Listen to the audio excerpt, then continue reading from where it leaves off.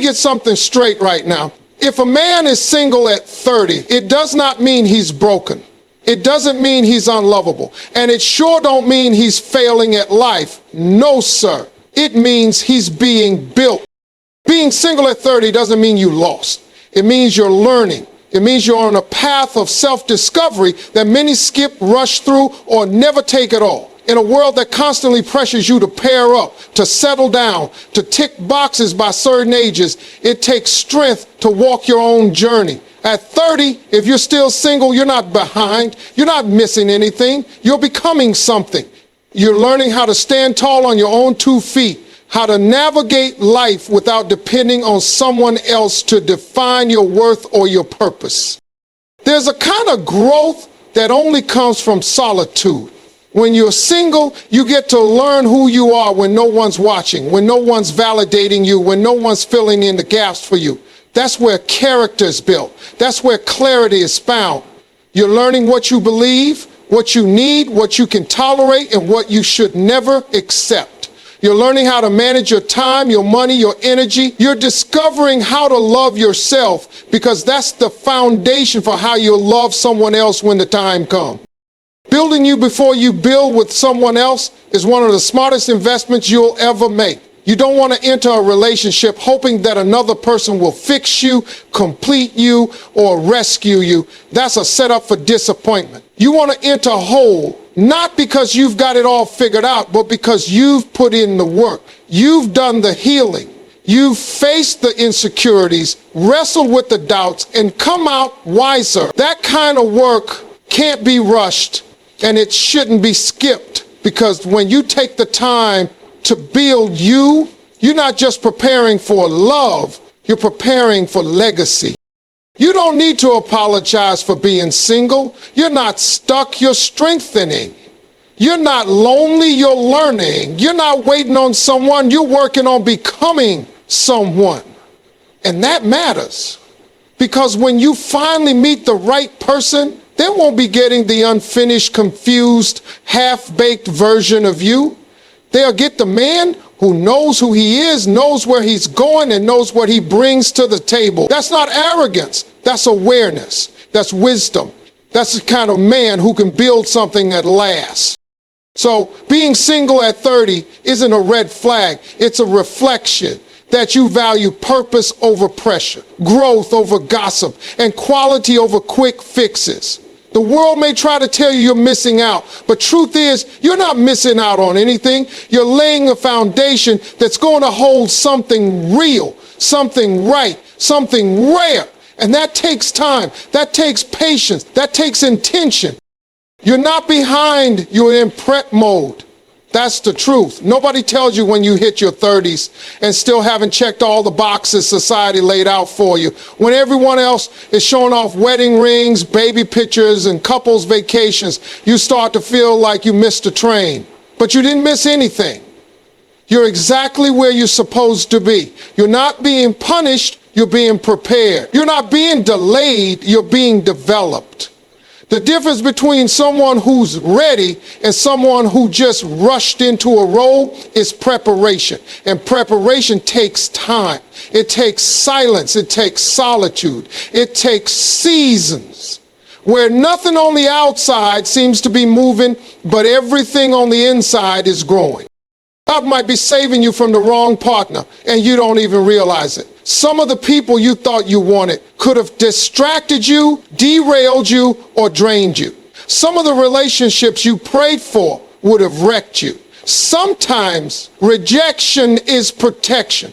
Sometimes closed doors are blessings in disguise. Because while you focused on the timeline, God is focused on the outcome. He sees what you can't see. He knows where you're going, and he knows who can't go with you. That's why he allows the waiting. That's why he allows the loneliness, because there are lessons you can only learn in the in-between. This stage of your life isn't empty. It's essential. You're being sharpened. You're being equipped. You're building habits, standards, and vision. You're learning how to make decisions that honor your future, not just your feelings, because love isn't just about emotion. It's about alignment.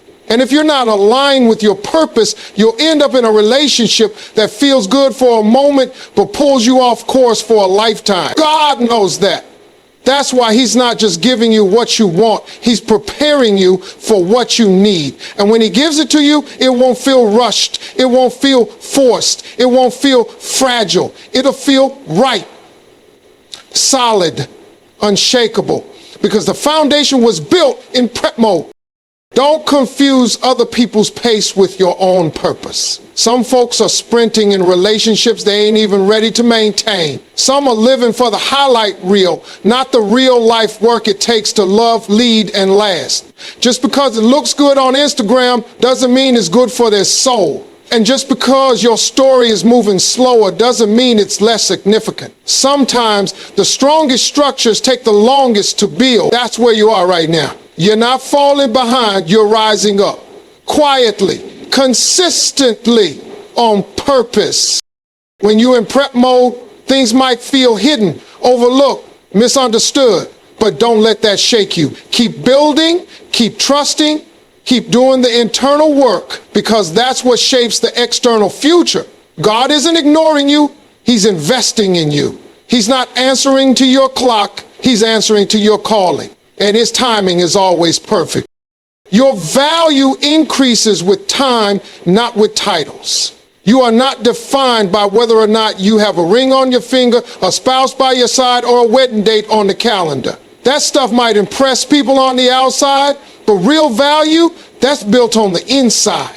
It's built through experiences, through growth, through wisdom earned in quiet seasons when nobody is clapping for you. The world likes to measure success by outward symbols, marriage, career status, bank accounts, but value is different. Value is about substance. It's about who you become while nobody's watching. It's about what you carry, not what you claim. People will look at someone in their 30s and say, why aren't you married yet? Like marriage is the ultimate proof of being wanted, needed, or successful. But here's the truth. Marriage isn't a trophy. It's not a reward for being attractive or accomplished. It's not something you collect to impress people or prove a point. Marriage is a mission. It's not about two people completing each other. It's about two whole people partnering in purpose. That kind of union doesn't come from pressure, and it doesn't thrive off ego. It requires maturity, patience, communication, and self-awareness. Those things don't come overnight. They come with time. You don't become more valuable because you gained a spouse. You become more valuable because you grew as a person. The lessons you learn in your singleness, the discipline, the self-respect, the emotional regulation, the ability to be still, those are the tools you'll need in marriage. If you skip that development, you bring your baggage straight into your relationship, and then you wonder why the foundation feels weak. But if you embrace the process, you don't just walk into marriage, you build something that lasts. Some people get married young and make it work. Others marry later and build stronger. There's no right path, but there is a right mindset. Stop treating marriage like it's a deadline, and start treating it like it's a divine assignment. That shift will free you from the anxiety and shame the world tries to place on you for being single after 30. You're not less than, you're not running out of time. You're becoming more of who you were created to be. Time sharpens value, it deepens understanding, it exposes weakness and strengthens character. Every year you invest in yourself, spiritually, emotionally, mentally, you increase what you can offer someone else. You don't want to just look ready, you want to be ready. Not to impress someone for a moment, but to build with someone for a lifetime. And that kind of readiness doesn't come with a title, it comes with time, truth, and transformation. So don't rush the process. Don't chase a title to validate your worth. The mission is too important, and your value is already rising. You can't lead a family if you can't lead yourself. That's the truth a lot of people overlook in the rush to settle down, get married, and start building a life with someone else. Everybody wants the title, husband, father, provider, but few realize the weight those titles carry. They're not just roles, they're responsibilities. You can't expect to guide, protect, and provide for others if you haven't first mastered the discipline of guiding, protecting, and providing for yourself. Leadership doesn't magically appear when you say, I do. It's something you cultivate long before you ever meet the person you'll build with. This time you have alone is not a curse, it's a classroom. It's leadership training. It's where you learn how to show up for yourself, how to manage your time, how to handle pressure, how to stand on principles when nobody's clapping. This is where character is tested. This is where your work ethic is formed. This is where your emotional intelligence is built. You don't become a leader in public until you've practiced leadership in private. If you can't make your bed, pay your bills on time, or stay consistent with your goals, what makes you think you'll suddenly become stable when a wife and kids are in the picture? That pressure doesn't make you ready. It exposes whether or not you are. A man who can't lead himself ends up being a burden to everyone he's supposed to lead. He becomes reactive instead of intentional. He creates confusion instead of direction. He brings chaos where there should be peace. That's not what your future family needs. They don't need a man who looks like a leader. They need a man who's practiced leadership long enough to lead with wisdom, humility, and strength. And that comes from these seasons where it's just you. No distractions, no safety net, just your habits, your mindset, your goals, and your willingness to grow. Don't waste this season chasing validation or masking loneliness with busyness. Use it to develop the version of you that can handle what's coming. Because marriage and fatherhood are not about getting your needs met. They're about meeting the needs of others. That's a job for someone who knows how to sacrifice, how to serve, how to stay steady when life throws curveballs. And that kind of man is built in the quiet, when no one is watching. So if you're single and feeling like you should be further along, pause and ask yourself, can I lead myself well right now? Can I stay disciplined without being told? Can I be faithful with little before I'm entrusted with more? That's the test. And the men who pass it are the ones who don't just get into relationships.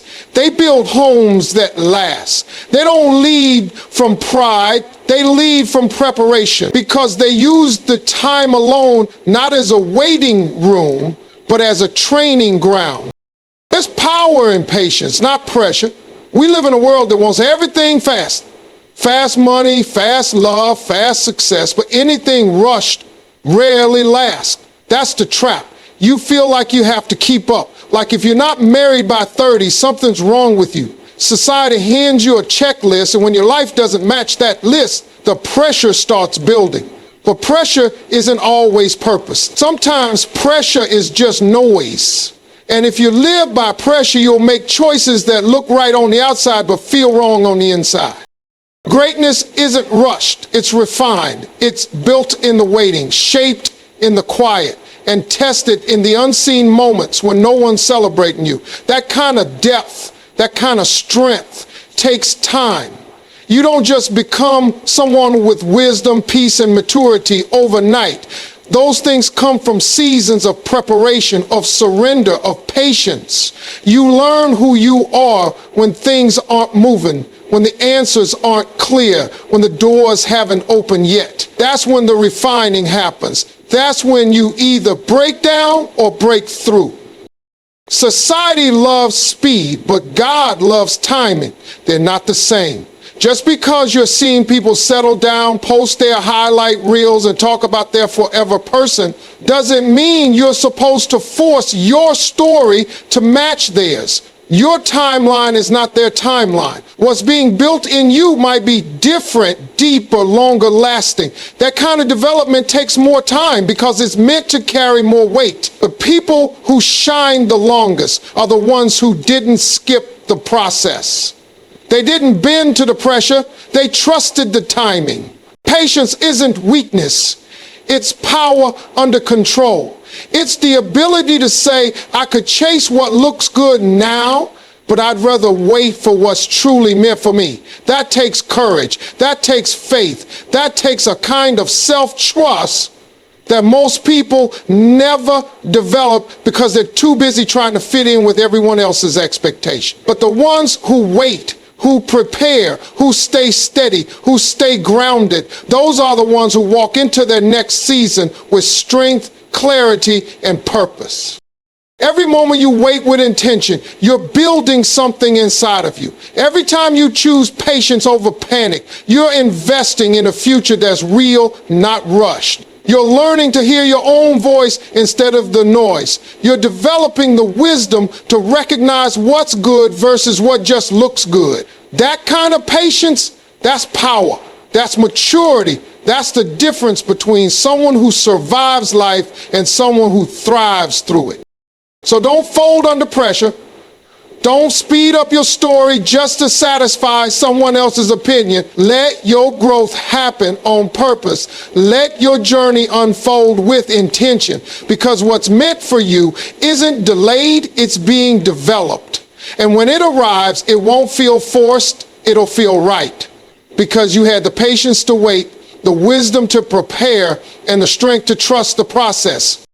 Love isn't about timing, it's about readiness. We've been told over and over that love will come when the time is right, but the truth is, it's not about the clock, it's about the condition of your heart, your mind, your maturity. You can meet the right person at the wrong time and mess everything up simply because you weren't ready. And on the flip side, you can feel like it's too late, like love passed you by. But if you're truly ready, emotionally, mentally, spiritually, what's meant for you will find you. It's not about age. It's about alignment. You've got to stop measuring your worth by a relationship status. Just because you're single at 30 doesn't mean something's wrong.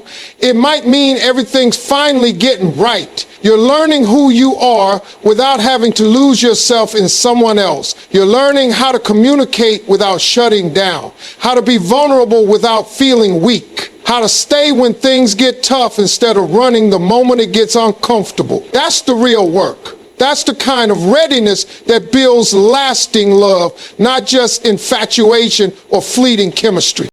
Some folks get into relationships just to fill a void. They're looking for someone to complete them, validate them, fix them. But if you're not whole on your own, you'll end up draining the person you're with. Love isn't about finding someone to carry your baggage. It's about showing up ready to carry the weight together. And that kind of readiness doesn't come with age. It comes with self-awareness. It comes with healing. It comes with honesty, with learning how to love yourself first so you don't bleed on someone who didn't cut you.